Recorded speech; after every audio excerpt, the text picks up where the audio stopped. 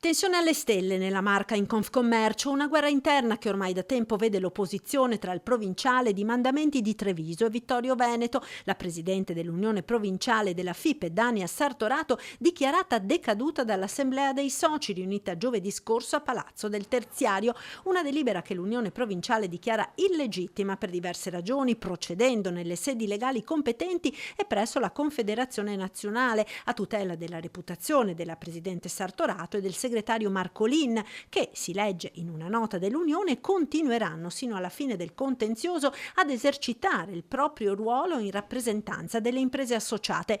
Un nuovo capitolo nella battaglia che ormai da anni vede l'opposizione tra i Mandamenti di Treviso e Vittorio e quelli di Castelfranco e Oderzo, spaccando di fatto l'associazione dopo il commissariamento di Nunzi. Cosa accadrà ora? Il contenzioso andrà ai probi viri e già la prossima settimana i Mandamenti ed il provinciale sono stati convocati a Roma.